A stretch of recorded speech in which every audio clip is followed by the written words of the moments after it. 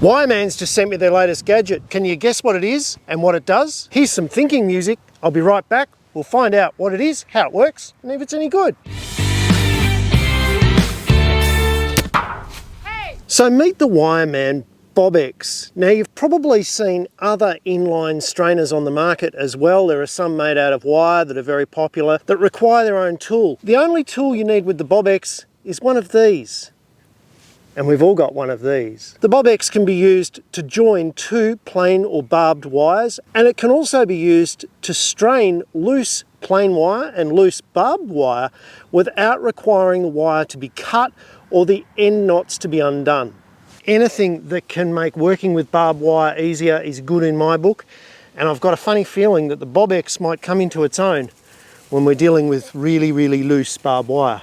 Trees fallen on this fence line in the past. Now we're going to use our 19mm socket, slip him onto the wire and just tighten him up.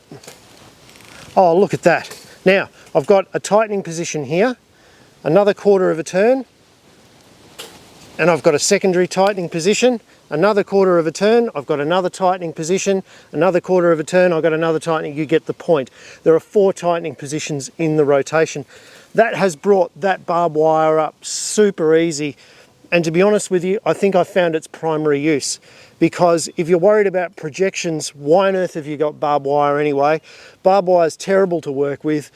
This has made it really easy, and there was no sign of that flicking out the back. The next idea is something that Wireman recommend for short little stretches of prefabricated mesh. You know, when you've got a section of fence that's just way too short to use any of the commonly available strainers on?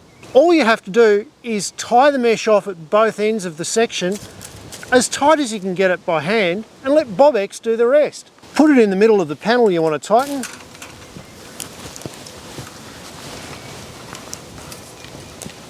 and away you go.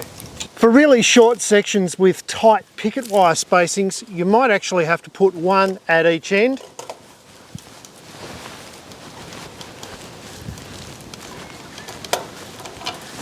But you'll get it, and it's easy. And I reckon that's tight enough for a very short section of prefab mesh. No animal's going to get through it, and more importantly, no animal's going to get tangled in it. All right, next up we've got the typical loose wire on the plain wire fence. Our top wires here have sagged just a bit. So rather than cut the wires and restrain them, or strain them up at the end, or have to undo them to put another type of strainer on, I'm just going to try and fix it with the Bobex. All right, so this is our loose top wire. I'm just going to thread the Bobex on as per normal and start twisting in the clockwise direction with the socket set. Quarter of a turn, another quarter of a turn, and this is making it super easy because I can guide and direct the Bobex much more easily with the driver than I can with a shifting spanner. This is the duck's guts. Look at that. You'd never know it was loose. All right, may as well finish the job. I'll do the bottom one too.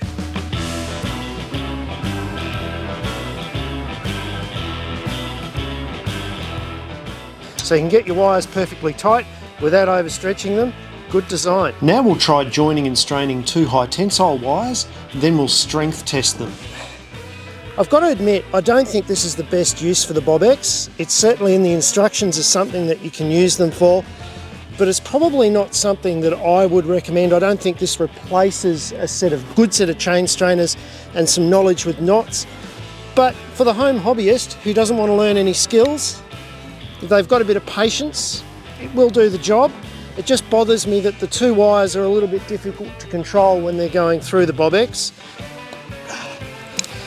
Okay, so it worked. It skipped around a little bit on me, and I think for novices, I'd be a little bit concerned about the wires slipping off the back of it right when you first start up. You've got a lot to control. You've got to hold the Bobex plus the 2 wires plus your shifter. I don't think this is the real strength of the product. Yes, it will strain up wires, and if you're stuck and you don't have your chain strainers, it's going to be a lot better than using your teeth. But I think the real strength of this Bobex is going to be in repairing saggy wires without having to undo them or cut them. Now, this wouldn't be a scientific trial of these little things if we didn't try and break them. Let's bring in the fence day test bench. Roll the tape. This is the Fence Day test bench, designed by the man behind Fence Day, Steve Casamento, who's a qualified engineer. This is really simple. We've got wire attached to a solid post at this end. It is then attached to a 1 ton digital crane scale at this end. The crane scale is attached to this lever, which is attached to a bottle jack. You jack up the bottle jack, the lever extends, and the wire is placed under tension. We put it under tension until it fails, and we record the kilograms tension at which the wire fails with this secondary camera. Okay, we've got our wire reasonably slack, we've got our scale set to 0, we've got our camera on. I'm going to put the reading of this camera over here so you can follow along with me. We jack up the wire, I take it reasonably easy and steady, and we should get half accurate break strain for this wire with nothing in the middle. The wire's held at both ends by a spiral fast, and spiral fast are just about as strong as wire, and because we're going around a pulley at each end, the spiral fast takes up the tension quite well. So let's see what we're up to now. 336 already, so it's already double the recommended strain tension. And let's just keep going with this ever so slowly until we get it go snappo. Now you will notice that the wire goes up and down a little bit in the strain as we get towards its break point. That's because it starts to stretch. Now it looks like I'm very close to the wire. I'm actually well clear, so I'm reasonably safe here. Reasonably.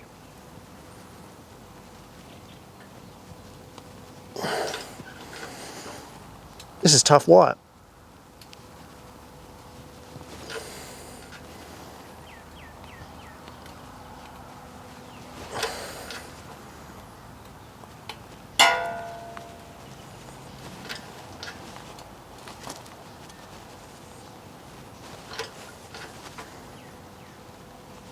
That wire is stretching a lot.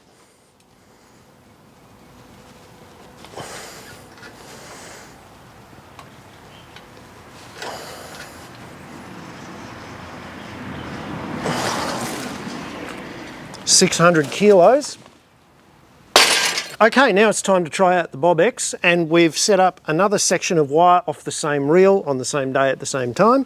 So now all we have to do is put the Bobex onto that wire using my trusty 19mm socket. Man, this is a wonderful find with this particular tool. It really makes it work 100% better. And I've set the scales for 0 so that when I put the Bobex on, if it puts any tension on the wire, that's already accounted for as well, so that I'm being fair.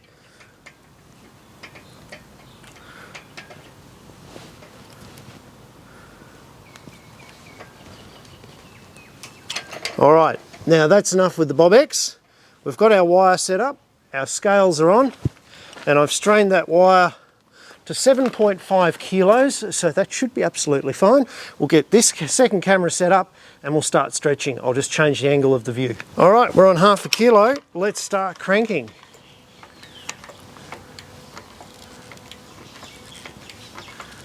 Now we'll watch those arms on the Bobex. You might see something start to happen, and yep, we've got some bending happening. Now we've got bending happening at about 120 kilos, which is about the recommended strain tension for 2.5mm high tensile wire, and the Bobex is starting to bend in on itself. And we're now coming up to 250 kilos, and we can see some serious movement out of the arms on the Bobex. So this is clearly designed for short-term repairs. It's not designed to deal with high stresses and tensions. Now we're up to about 400 kilos, so we would have expected a gripple to have broken by now, and we'll be coming up soon on the strain tension of a crimp. From my experience, 436, a crimp should go to about 500. We're doing okay, we're hanging in. So we've had some deformation occur, but it's still hanging in there. This is going to be quite spectacular when it lets go, I think. 500 kilos. So it's deformed but not broken. There we go. Alright, so two things happened. The first is that the Bobex started to deform and the two arms started to close up together when the wire got to about 120 kilos, which, as I said, is getting close to the recommended strain tension for 2.5mm high tensile. I don't recommend taking it further. If you do take it further, what happens eventually is that the wire breaks on one of the twists around the centre here, and as you can see, it's broken and then pulled itself through and sort of unravelled, taking some of the coating off the wire quite spectacularly. I like breaking things, it's fun. So what does all this mean? Would I use it? For repairs, definitely. Throw a couple of these in the glove box of your ute with a spanner and you're all set to repair any damaged or slack fences. Keep your stock in. I wouldn't use this or recommend this for building new fences. Nothing can go past a little bit of skill, a few knots and a set of strainers. And it's certainly not as strong as a set of strainers because remember, it started to deform at about 120 kilos. It didn't let go though until 510 kilos, which was nearly 80% of the unjoined wire strength, which is pretty impressive. But you do have that collapse in between, which would lead to a slackening of the fence. In terms of safety, I reckon as a result of being able to take it right up to 510 kilos before it let go, totally safe. In terms of fast repairs, totally great. And my absolute favourite was using this on barbed wire. It seemed to hang on better and it made fixing and repairing a barbed wire fence super simple and super easy. Guys, these are available in tubs of 30. Get onto Wireman if you're interested. No tools to lose and it has its place. Guys, if you like this kind of content, don't forget, hit the subscribe button, give us a thumbs up, and there's plenty more on timthompson.ag. Now I'm being eaten alive by mosquitoes, so it's time for me to go in.